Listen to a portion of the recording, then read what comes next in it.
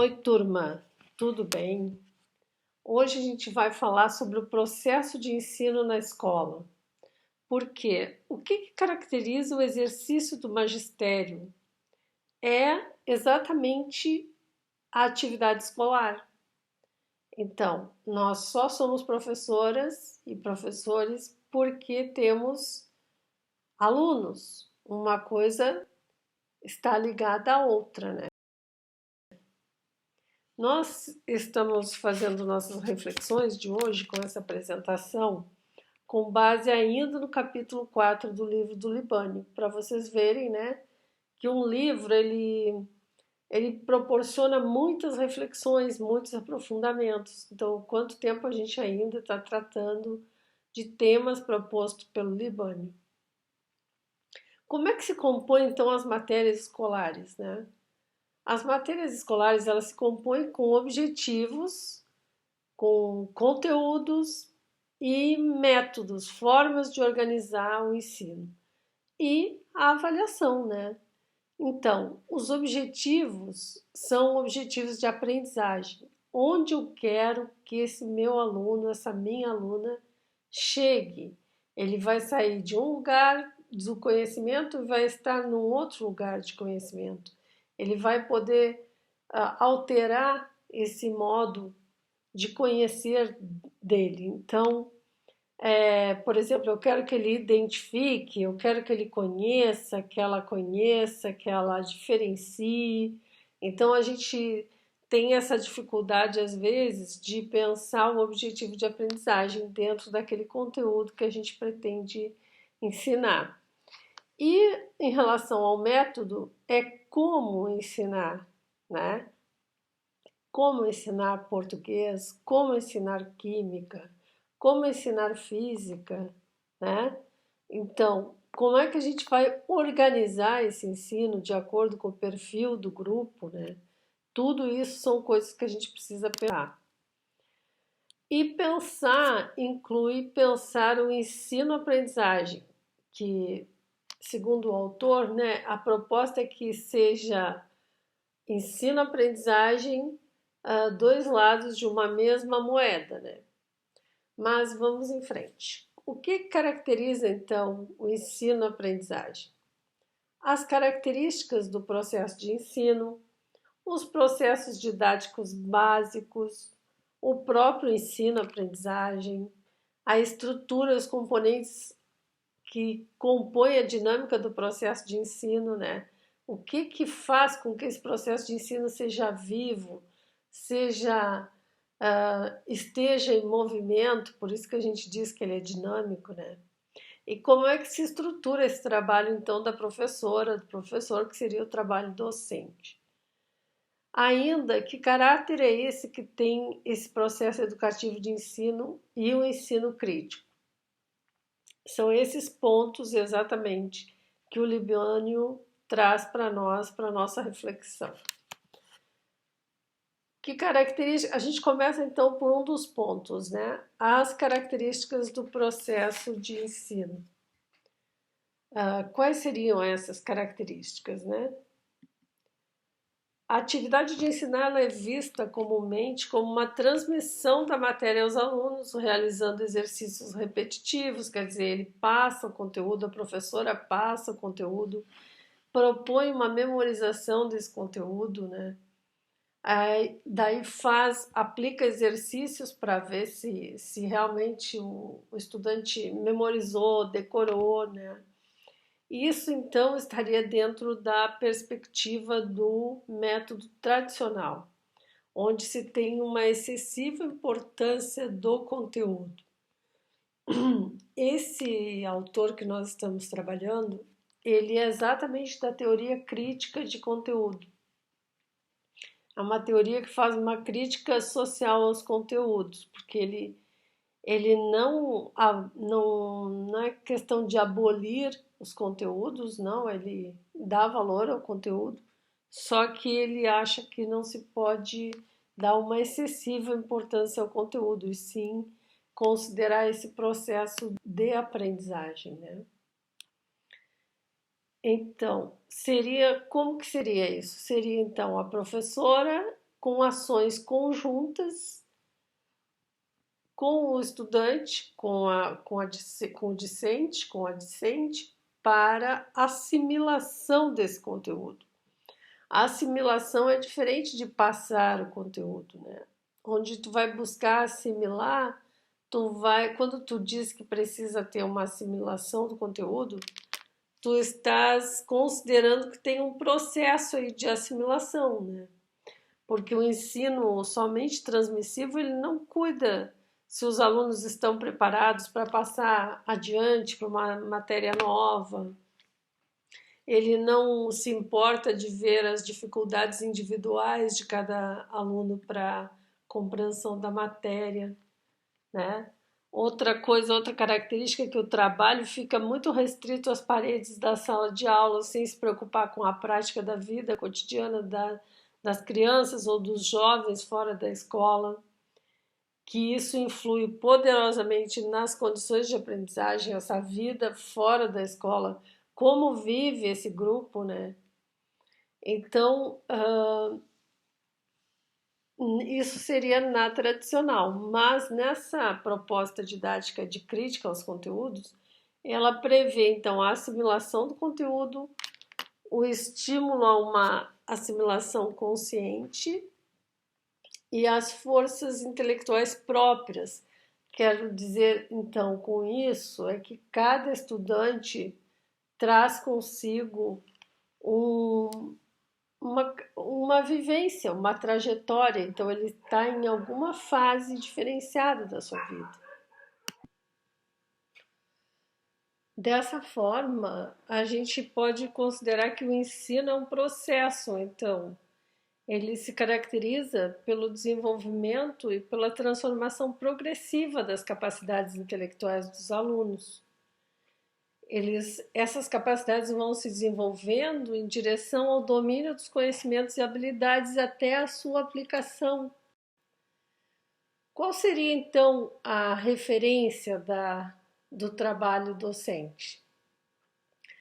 É a aplicação, né? O ponto de partida e de chegada tem que ser a prática social, a realidade social, política, econômica e cultural, da qual tanto o professor, a professora, como os alunos são parte integrante. Então, o ponto de partida e de chegada da prática docente, da referência do trabalho docente, tem que ser essa realidade social, essa realidade social, política, econômica e cultural, onde os dois estão inseridos, os dois que fazem parte do quê? Do processo de ensino-aprendizagem. Então, o ensino-aprendizagem ele é uma coisa só, entende? Eles são dois aspectos de um só processo. O ensino ele tem um caráter bilateral, em virtude de que combina a atividade da professora, que seria ensinar, com a atividade da estudante, que é aprender, né? Vocês concordam com isso? Eu acho que isso é um ponto comum que nós temos, né? O processo de ensino, ele visa alcançar determinados resultados em termos de domínio de conhecimentos, por exemplo. Habilidades, hábitos, atitudes, convicções, desenvolvimento das capacidades cognitivas dos estudantes.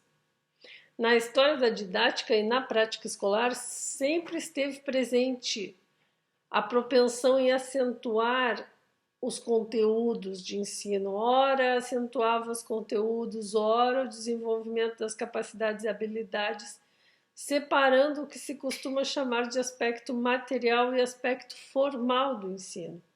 Na verdade, o ensino une os dois aspectos, pois a formação das capacidades e habilidades somente se efetivam em relação a conteúdos das matérias, ao mesmo tempo que a assimilação dos conteúdos requer o desenvolvimento de capacidades e habilidades. Então, para assimilar um conteúdo, tem pré-requisitos que são necessários. Por exemplo, para a gente aprender a produzir um texto, para interpretar um texto, há que se saber ler. Nós precisamos primeiro aprender a ler, para depois a gente poder ler um texto, interpretar o texto, né? Então é assim, é simples assim, né? Não tem mistério. Então, chegamos nessa ideia, né? O que se faz na escola, né? O que é a proposta da escola, então, né? A escola deve prover aos alunos conhecimentos sistematizados, que, contribuindo para o seu desenvolvimento intelectual, sejam úteis para a atividade permanente de estudo e para a vida prática. Sem o domínio dos conhecimentos não se desenvolvem as capacidades intelectuais. Isso é o que está no livro do Libânio, mas é o que eu já falava antes, de forma simples, que para desenvolver algumas capacidades, tu necessita de pré-requisitos, né? De capacidades anteriores, como para interpretar um texto, tu tens que saber ler, primeiro, tens que estar alfabetizado, né? Então, o ensino ele tem como função principal assegurar o processo de transmissão, que é essa coisa do conhecimento já sistematizado, já acumulado, né? E a assimilação, que é a capacidade de absorver que o estudante tenha, né? Como eu já falei, acho que para a turma de vocês eu devo ter falado que a gente não é aquilo que a gente lê ou aquilo que a gente come, a gente é aquilo que a gente consegue absorver. Aquilo que a gente absorve é o que a gente realmente aproveita, seja dos alimentos, seja do alimento intelectual, né? Então, vamos adiante. Essa aprendizagem, que condições são essas que influenciam a aprendizagem? São muitas perguntas, né? Que eu espero que vocês estejam pensando sobre elas, né? No sentido geral, assim, qualquer atividade humana praticada no ambiente em que a gente vive pode levar a uma aprendizagem, né? Desde que a gente nasce, a gente está aprendendo, a gente é entregue à sociedade humana, um médico ou uma parteira nos recebe, depois nossas mães, nosso pai, e a gente começa aquele processo de aprender. A gente fica imitando, né? A gente aprende a distinguir determinados barulhos quando é criança, aprende a manipular um brinquedo, aprende a andar, né? A criança aprende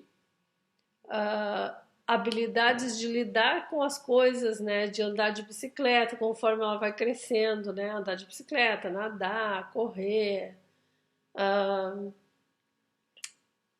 participar de joguinhos com amiguinhos, etc, né? Aprende a contar, a ler, a escrever, a pensar, trabalhar junto com outras crianças. Os jovens e adultos aprendem processos mais complexos de pensamento, aprendem uma profissão, discutem problemas e aprendem a fazer opções. As pessoas, portanto, estão sempre aprendendo em casa, na rua, no trabalho, na escola, nas múltiplas experiências da vida, né? Mas a gente vai ter que distinguir aqui, vai ter que diferenciar aqui a aprendizagem que o autor chamou de casual e a aprendizagem organizada. A aprendizagem casual, ó, aqui deixa só eu parar um pouquinho para mostrar para vocês o slide, né? Em sentido geral, qualquer atividade humana praticada em um ambiente que vivemos pode levar a uma aprendizagem. Desde que nascemos, estamos aprendendo e continuamos aprendendo a vida toda. Então, aqui eu trouxe essas imagens e eu já ia parar de respeitar meus slides, ó.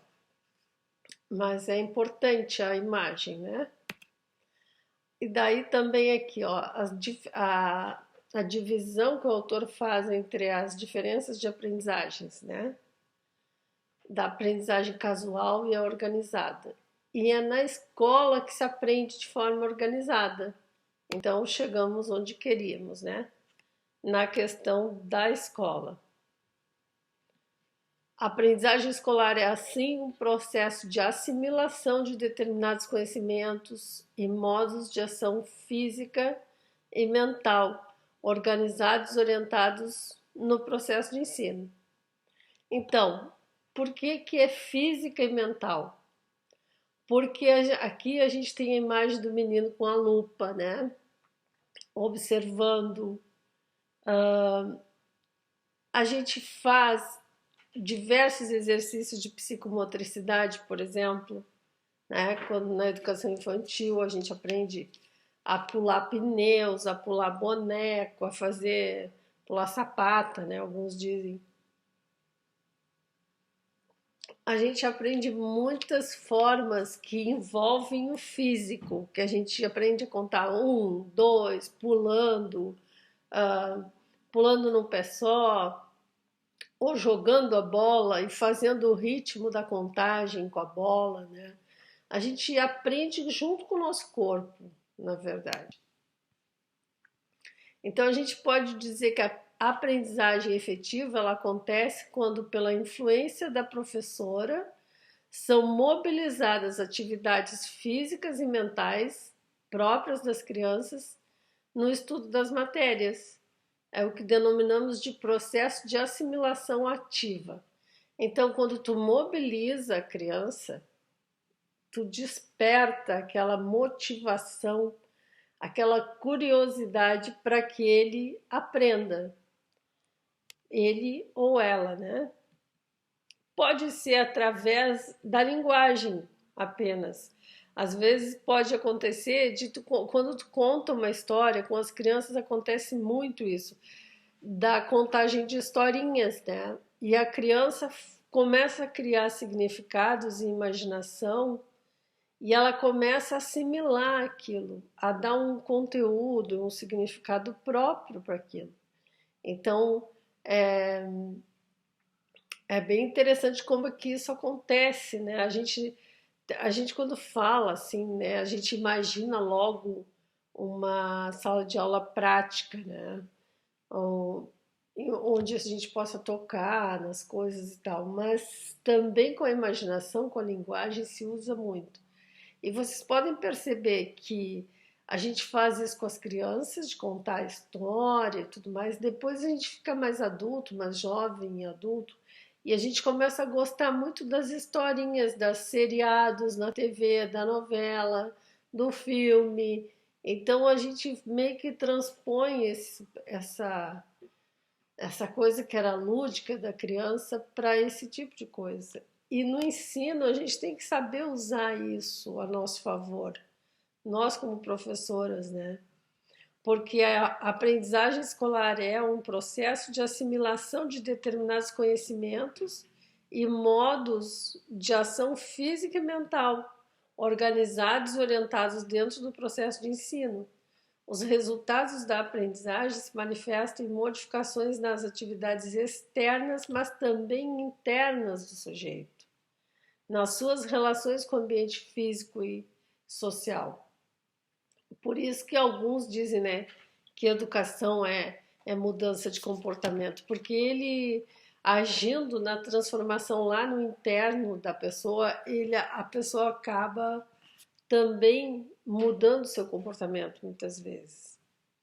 Então, significa que podemos aprender conhecimentos sistematizados, isto é, fatos, conceitos, princípios, métodos de conhecimento, habilidades, hábitos intelectuais, sensório-motoros, observar fatos, extrair conclusões, né, destacar propriedades e relações das coisas, dominar procedimentos, resolver exercício, escrever e ler.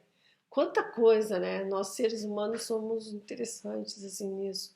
A gente tem muita capacidade, né? A gente, apesar de ter muita capacidade, a gente tem uns comportamentos às vezes que são incompreensíveis, né? Como, por exemplo, quando a gente põe a própria vida em risco, ou a vida dos outros em risco, com comportamentos assim que não são bons sanitariamente, né? Quando a gente descumpre algumas regras que seriam necessárias para preservar a nossa saúde, a saúde da coletividade, né? A gente aprende também a ter atitudes e valores, por exemplo, perseverança, responsabilidade, modo científico de resolver problemas humanos, como na psicologia, por exemplo, né? Senso crítico frente aos objetos de estudo e à realidade, espírito de camaradagem e solidariedade, convicções, valores humanos e sociais, interesses pelo conhecimento, modo de convivência social, etc. Esses resultados, eles fazem parte dos objetivos e conteúdos do ensino. Embora saibamos que as crianças, os jovens aprendem também independente da escola, né? Eles seguem aprendendo lá no processo individual deles, né? No processo de ensino escolar, a gente estabelece objetivos, conteúdos, métodos, mas a assimilação deles é consequência da atividade mental deles, né? Conhecimentos, habilidades, atitudes, modos de agir não são coisas físicas que podem ser transferidas da cabeça da professora para a criança, né? A aprendizagem efetiva ela acontece quando, pela influência da professora, são mobilizadas as atividades físicas e mentais próprias das crianças no estudo da matéria. Quando eles têm os insights, quando eles têm as próprias conclusões, quando aquilo tem sentido para eles, né? E é isso que a gente denomina como processo de assimilação ativa, né? O que é esse processo de assimilação ativa? É tudo isso que eu falei antes, mais um pouco, né? Ele é esse insight, como eu disse, né? Ele é um processo de percepção, de compreensão, reflexão e aplicação que se desenvolve com os meios intelectuais, motivacionais e atitudinais do próprio aluno, sob a direção e orientação da professora ou do professor.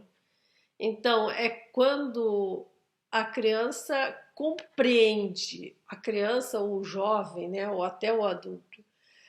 Não sei se vocês já passaram por isso. Eu tinha muito prazer quando eu conseguia resolver equação matemática, por exemplo.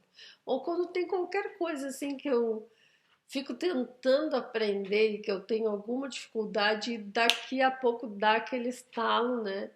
E aí dá aquela virada e a gente começa a compreender, era isso, então agora eu entendi, sabe? O agora eu entendi é o processo, quando o processo anda, quando ele dá um salto revolucionário ali, né? Quando a gente aprende realmente.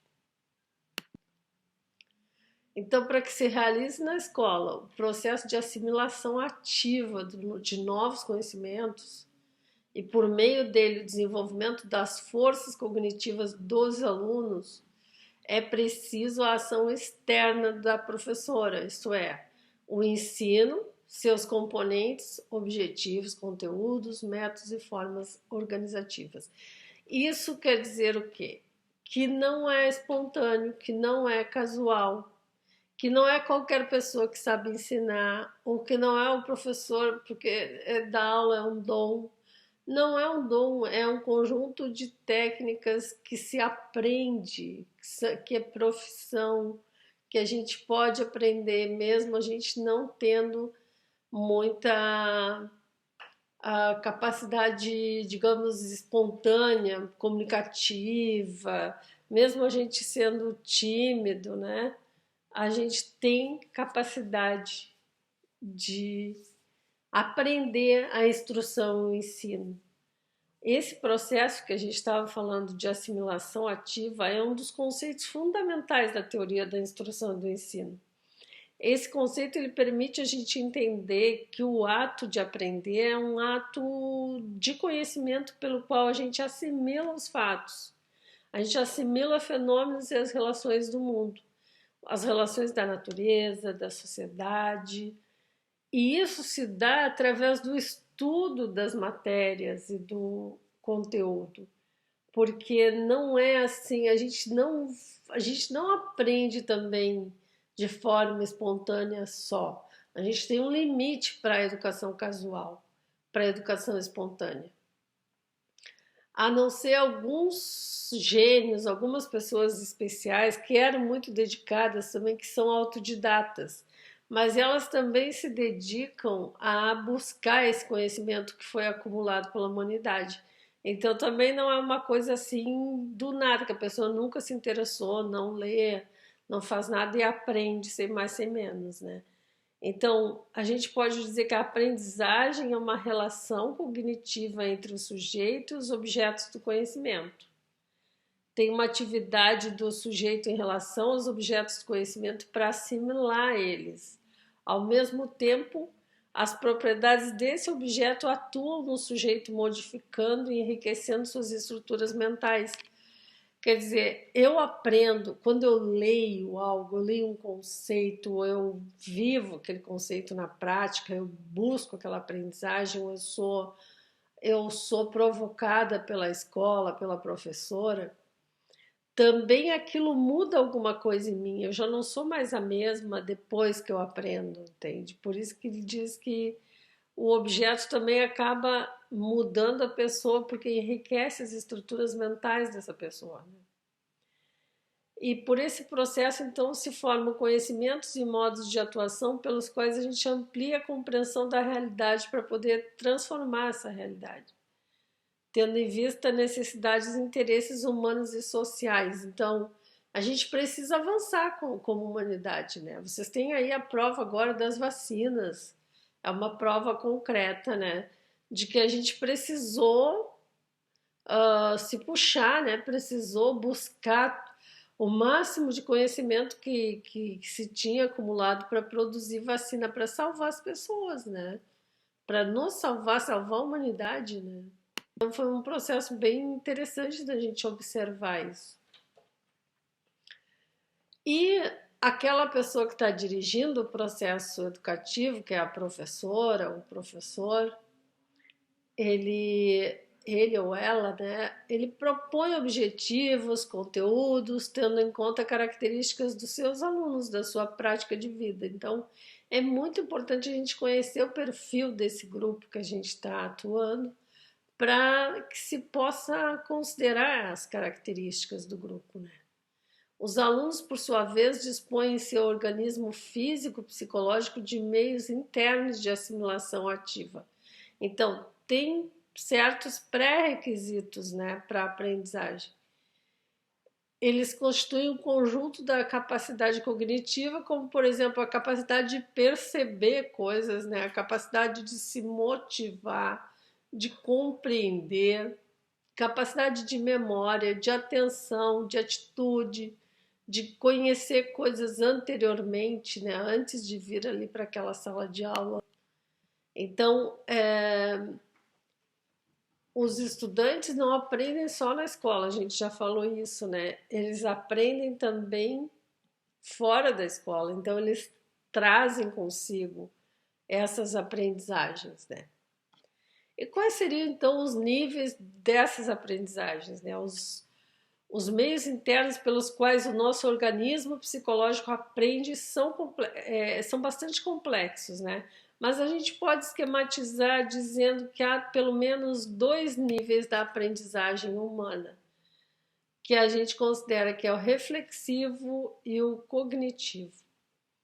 O reflexivo ele se refere às nossas sensações, pelas quais desenvolvemos processo de observação, de percepção das coisas, né?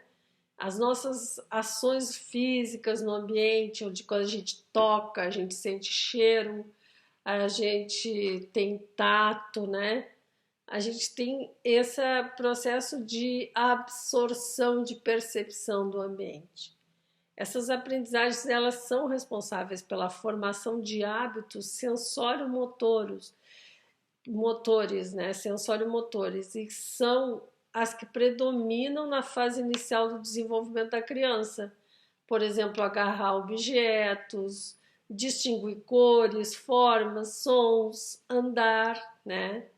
Muitas delas são obtidas de forma automática e inconsciente, assim, bem naturalmente, né?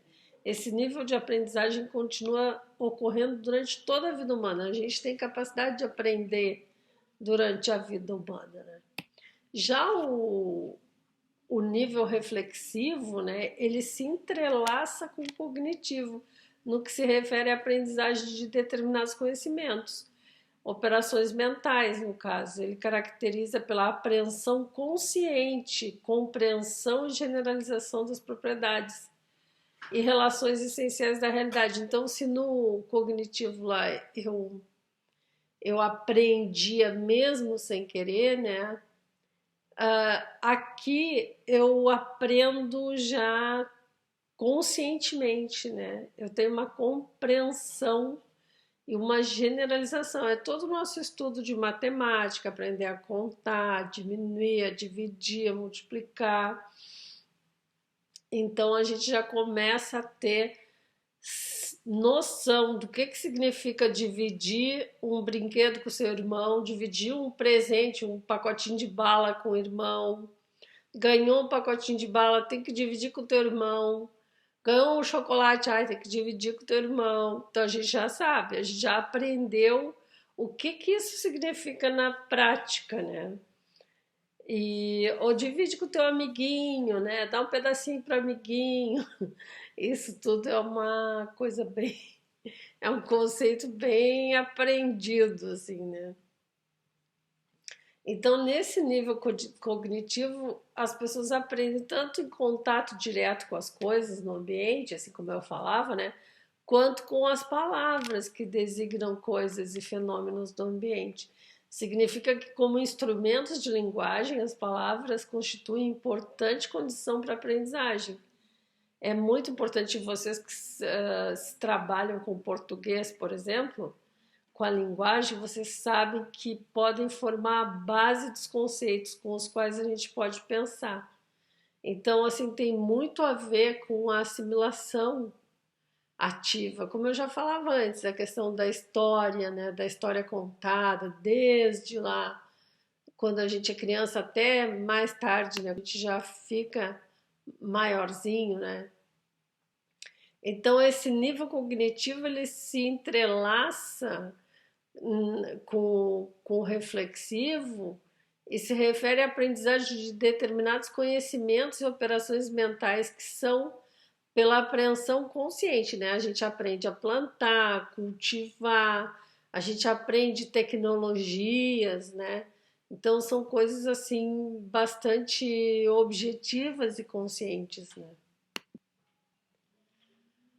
Também no nível cognitivo, os indivíduos aprendem tanto no contato direto, isso eu já falei, né, para vocês, quanto com as palavras, né? Então, a fala, quem não viu um filme de terror, né, que só pelo tom da fala, da linguagem, pela forma como a gente se expressa, isso pode causar emoções diferentes nas pessoas, né? Então, dentro dessa questão da assimilação ativa, que momentos interligados desse processo de assimilação ativa, né? O que liga, o que faz a liga desse processo? Conforme a gente viu, né, o desenvolvimento das forças cognitivas na sala de aula se verifica no processo de assimilação ativa dos conhecimentos, né? Frente a determinado objetivo de ensino, por exemplo, os seres vivos, a vida na cidade, no campo. A primeira atividade seria então a observação sensorial das coisas, as propriedades, as semelhanças, as diferenças, né? As situações didáticas elas têm que ser organizadas para o aluno perceber ativamente o objeto de estudo, seja de forma direta, ações físicas com as coisas do ambiente, ir lá fazer uma caminhada, fazer uma observação, tocar, né? Ou de forma indireta pelo uso de palavras, né? Então, Isso é a interligação de uma coisa com a outra. Então, a transformação da percepção ativa para um nível mais elevado de compreensão implica que a atividade mental vai tomar os objetos e fenômenos estudados nas suas relações com outros objetos e fenômenos, para ir formando ideias e conceitos mais claros e amplos. Então, é a capacidade que a gente tem de comparar, de dialogar. Eu não sei com vocês, mas comigo, assim, eu estou lendo um artigo, um livro, e eu fico o tempo todo discutindo com o autor. Ah, mas isso, ah, mas aquilo. Às vezes eu tenho que dar uns para para parar de discutir com o autor, né? Porque eu fico sempre duvidando, sempre dialogando, sempre argumentando.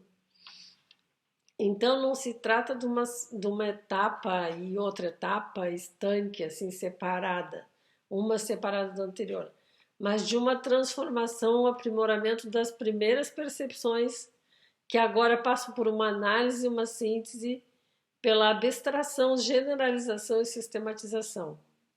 Vamos lá, bora lá.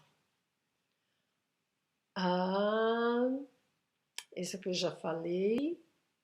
Então, o processo se completa com as atividades práticas em várias modalidades de problemas e exercícios. Quer dizer, tu vai ficar sabendo do conteúdo, depois tu vai ficar tentando significar esse conteúdo, aplicar ou na tua cabeça ou realmente aplicar ele, né, de alguma forma, e ou tu vai exercitar, simular situações, né, que às vezes com a ajuda da professora, do professor, tu vai simular como que seria a prática daquele conteúdo. Não se quer dizer com isso que nos outros momentos não haja atividade prática, mas que o processo de assimilação ativa culmina com a consolidação e aplicação. Isso quer dizer o quê? Que sem significação não tem aprendizagem. Tem que fazer sentido para o estudante. Por isso que quando a gente usa um texto, por exemplo, né, vai ler um texto que não tem significado, que as pessoas não compreendem aquelas palavras, que as palavras não batem no espelho da pessoa, num reflexo onde tenha significado, fica muito difícil, porque quando a gente faz o exemplo dentro da nossa cabeça, o exemplo prático, né, é que acontece realmente a assimilação ativa, né? Então, o aspecto fundamental a se considerar é que o processo interno de desenvolvimento mental é um todo que não pode ser decomposto em elementos isolados. Quer dizer, tu não pode fazer uma avaliação, primeiro é isso, depois é aquilo, depois é aquele outro. Não é tudo junto ao mesmo tempo, mas cada qual tem sua especificidade, né? Os momentos eles se diferenciam no sentido de que a compreensão mais elevada do objeto de estudo passa por um momento ascendente. É um movimento ascendente, não um momento. Um movimento ascendente no qual a percepção ativa dos objetos, das situações, vai se transformando em conceitos sistematizados para a gente assimilar. Por exemplo, sei lá, eu olho para o horizonte, eu acho que eu estou vendo determinada coisa lá, né? E aí a minha imaginação viaja, né? Eu tô vendo é o quê? É uma onda gigante? É um monstro? Não, é uma nuvem. Então eu passo por toda essa conceituação, essa suposição de coisas conhecidas para mim, seja conhecidas através da literatura, das lendas, dos filmes, porque, na verdade, por exemplo, onda gigante, eu nunca vi uma onda gigante de verdade, um tsunami, nunca vi só em filme, né? Ou em notícias, assim, de longe. Então, são coisas que a gente começa a fazer comparativos, e aí a gente chega, que é, no caso dos comparativos, é a análise, né? A gente tem uma hipótese, e a gente faz análise muito rápido isso no nosso pensamento. E a gente chega a uma conclusão, né?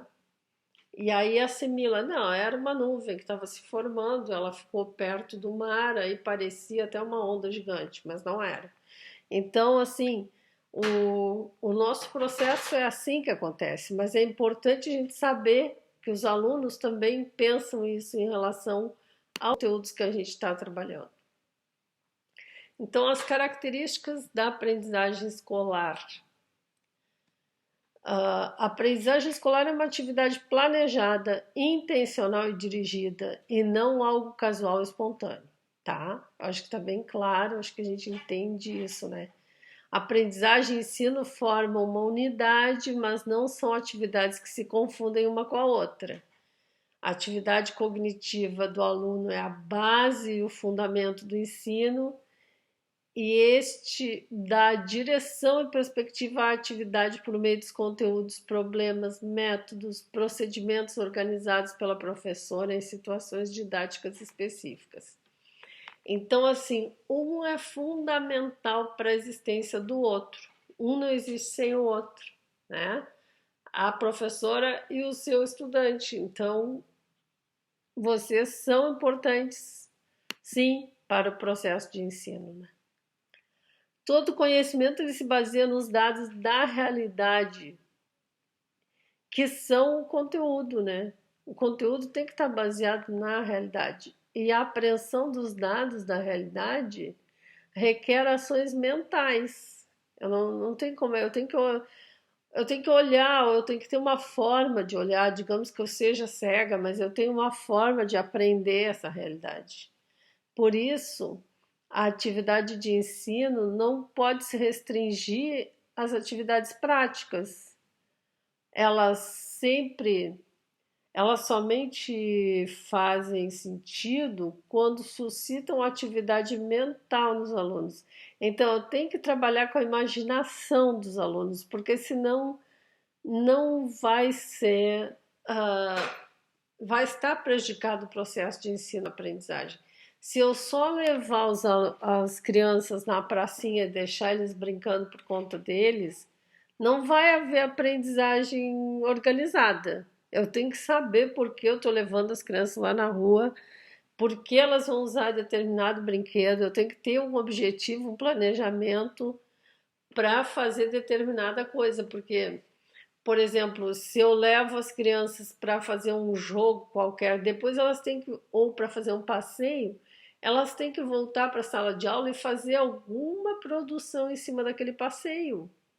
Elas têm que escrever sobre aquilo que elas fizeram, elas têm que desenhar sobre o que elas fizeram, elas têm que falar sobre o que elas fizeram, senão não tem sentido, entende? Senão não é aprendizagem escolar. Na aprendizagem escolar, há influência de fatores afetivos e sociais, tais como os que suscitam a motivação para o estudo. Então, depende muito da professora, do professor, essa vontade de querer ou não continuar estudando, né? A gente vai ter que parar aqui, depois a gente continua.